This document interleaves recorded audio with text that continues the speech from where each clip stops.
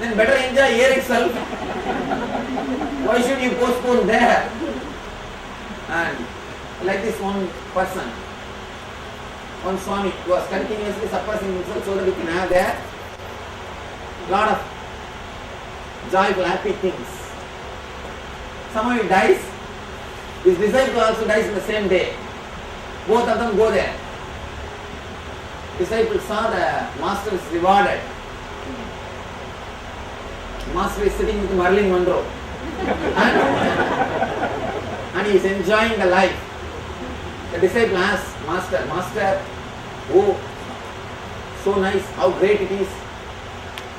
And all your tapas is rewarded here. You did so much of tapas, controlled yourself. Here you are enjoying, you are rewarded. Marilyn Monroe says, fool, don't think I am reward for him.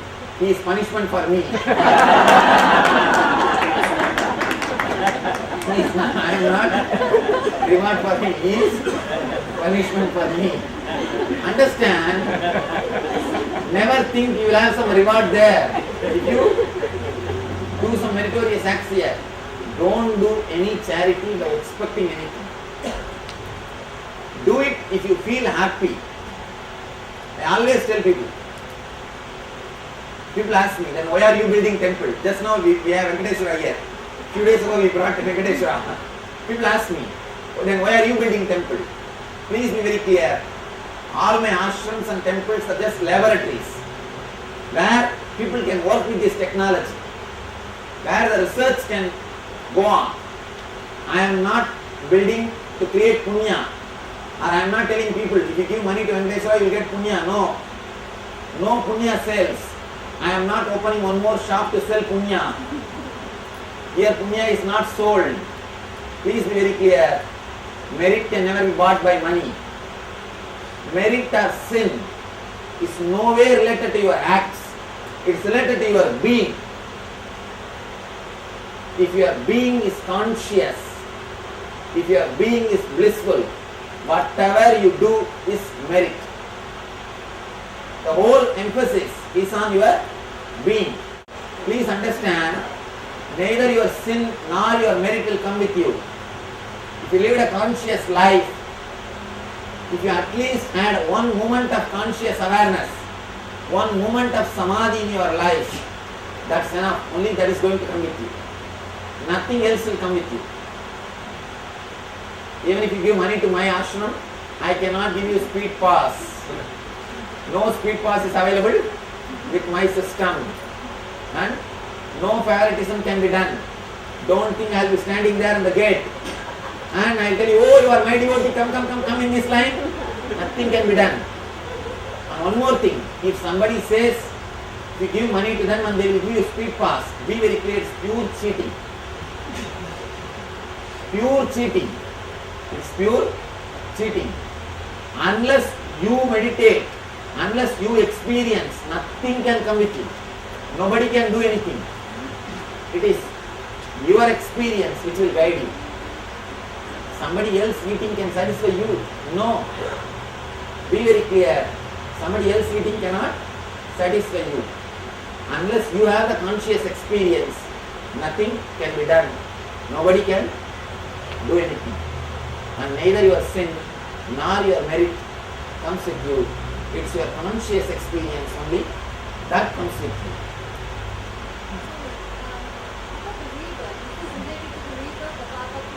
Yes. See, Papa Punya is not rebirth, but the mental setup which you create is related to rebirth. Yes. So that means it's categorized. Yes. When the child is born, the child is born, does the child? No, he brings the mental setup. So he does bring the Yes, he does bring the mental setup. How only enlightened master when he can come back Hmm. he has the Yes. All ordinary beings, they come with a mental setup and we are working to work on that mental setup only. So all the genetics will also be part of that. This is a nice question. Just the other day I was reading a book, Biology of Belief. If any of you find time, try to read that book, Biology of Belief. It completely proves we are not controlled by DNA or cells. We are controlled by our beliefs, which dictates our DNA and cells. Please understand, it's our beliefs which guides, dictates our DNA and cells. We are not controlled by DNA or cells. Our beliefs are only controlling our DNA and cells. It's just shocking revelation. Biology of belief. So understand, even your DNA or gene or cells, they carry your mental setup. What you believe you are, that is carried in your DNA. Yes. What is fate and how is it related to accidents or suicide? Fate is nothing but the path created by you. After creating that path, you forget the consequences. Be very clear. You are responsible for your fate. But you think you are not inviting these incidents by forgetting the fate which you created. See, you choose a certain path to travel without knowing the after effects of that path. The moment the after effect starts happening, you start saying, oh, I never expected this will happen. I never thought this will happen. It's like one man goes to the hotel and eats nicely. The end server brings the bill. He's asking, why? I have not ordered for this bill. Whether you order it or not, if you eat, the bill will come. So if you don't know the bill will come, you start saying, oh, it's my fate. I never expected they will serve it. They will give me the bill also. I ordered only for dosa and vada, but they gave me bill also. You do not know the side effect of the after effect. That's why you blame the fate. Otherwise, the fate or destiny is purely by you. It is you who create the fate or destiny. Swamiji, is it true about the existence of the lokas like Vaikuntha or say Oh. Nityananda Loka? It is not a separate lokas, it's a different layers, that's all. Only the different layers you call as a different lokas. Your different memories. All the blissful memories you call as heaven. All painful memories you call as hell. See, the etheric layer is filled with all painful memories. If you are caught in that, you suffer in the hell. The cosmic body is caught in the cosmic body is filled with all the blissful memories. If you are caught in that, you say you are in bliss. So till that time you will go back and forth between all the lanes till you reach that cosmic. Yes, you go back and forth. Is that the goal of life, to go to the cosmic plane? No, the goal of life is to reach the nirvanic layer. Not even cosmic layer, nirvanic layer. Even the hell, even the heaven is not eternal. How is the nirvanic different from the cosmic plane? In the nirvanic, in the cosmic, you have all the joyful memories. In the nirvanic, blissful. See, in the joyful memories, the incident and the joy both are associated and engraved. Because of the incident associated with the joy, you always think that incident only brings joy. You are dependent on that same incident, on that same place or that same person to have joy. But in the nirvanic layer, you are liberated from all the incidents. You are continuously joyful for no reason. Is that how it was when the universe came and then we are going back to that? Why is this Yes. whole fun happening? What is it? That you should ask him. And why we don't know. How we can escape from this cycle, we can know. Why like power punya are created? Why is By society who wants to see Papa or Punya, sin or merit is a good idea to run the society. Without that, we can't run the society. Each one will start doing their own things. We can't run the society. It's a good laws to run the society, but they are applicable only in the planet Earth. When you move beyond, the laws are totally different. There the laws are consciousness. There they bother more about your being, not about your doing. Is there any connection between endorphins and the blissful state that you've been mentioning? Blissful state and No, endorphins, the pleasure molecules what you have in your body naturally produced by your brain. endorphins. Endorphins, yeah, they're called endorphins. Like morphine-like substances. Oh. Morphine-like substances. See, when you are blissful, some endorphins are created, but just that endorphins creating cannot put you in the bliss. If you try the vice versa, that's why the drugs. Yeah, right. People try with the drugs, no. That doesn't put you into the conscious state. Yes. You said you have all the painful memories. What if the painful memories are not because of the pain you inflicted on others? It's just because of the pain around you. So is it still harmful? No. One thing, before enlightenment only I had, after enlightenment I disappeared. That's first thing. Next thing, actually, you will become very strong by this technology. You will not be affected by the pain. Your bliss will affect them. After that, if you enter into this state, do you still have a separate identity for yourself? For example, people say they have seen Buddha or Sai Baba. I assume they are all in the See, in the bliss. now, if you have identity only, then you will see them all. But if you become enlightened, you will not have an identity. You will not have a separate identity. So people who have seen Buddha Means they have not become enlightened. If you have seen Buddha, you have not become Buddha. Why somebody is born in a beggar family versus somebody born in a royal This is a nice question. Why somebody is born in a beggar family and why somebody is born in a rich family? Please be very clear. You may feel shocked, but let me tell the truth. Poverty is conscious choice. You choose.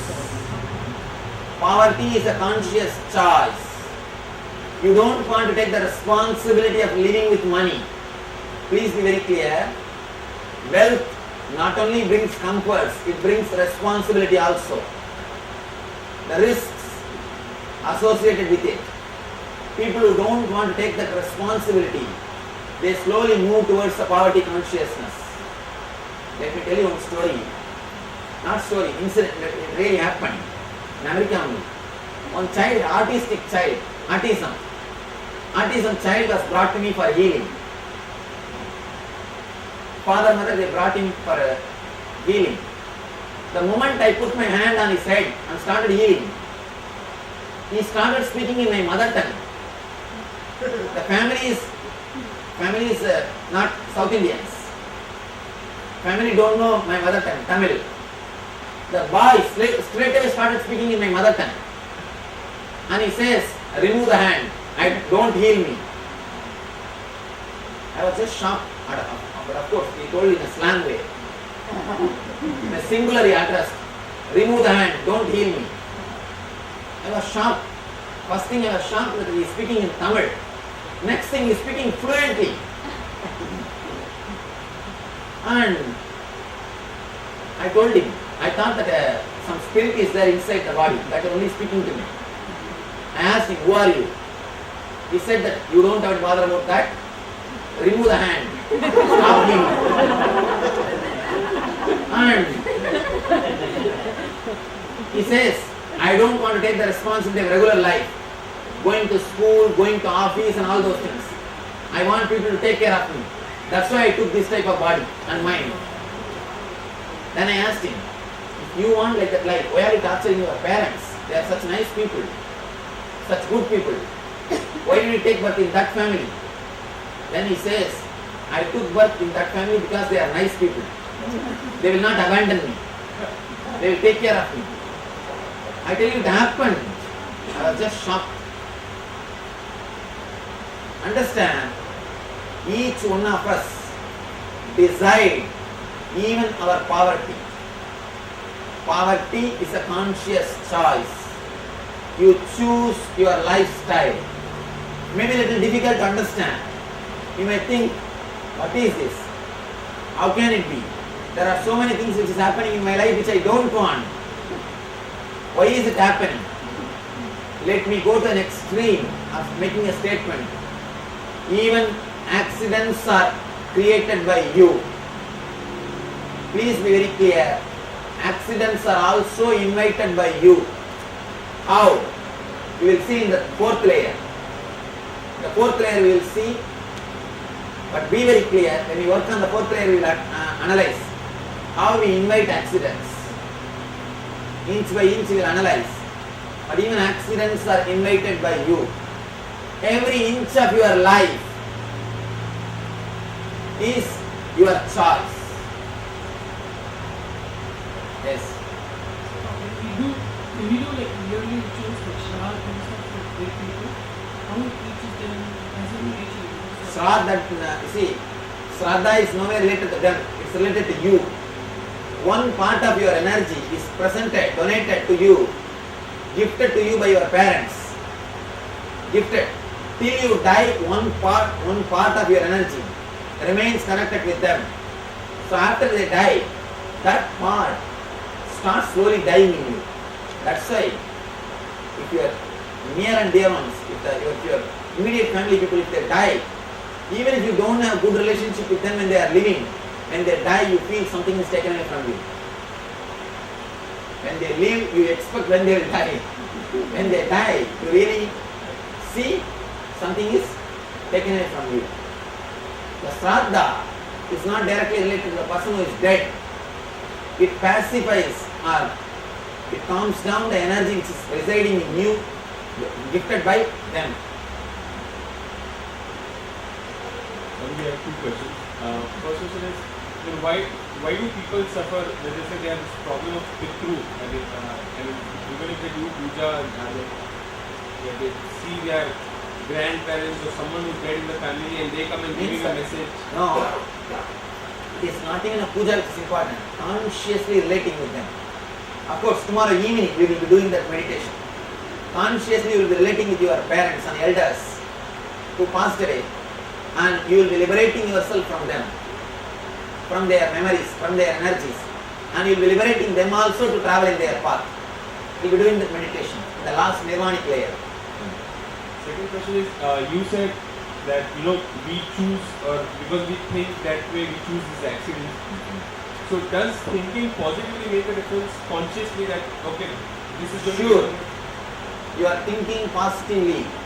Thinking positively makes a tremendous difference in the outer world things. Please understand, your thoughts do play a major role on your incidents, on the life incidents. so thinking World or the universe responds to your thoughts. So and for inner world meditation, Sure. One question is something. Like say for example in a day, say we are having like 100 thoughts.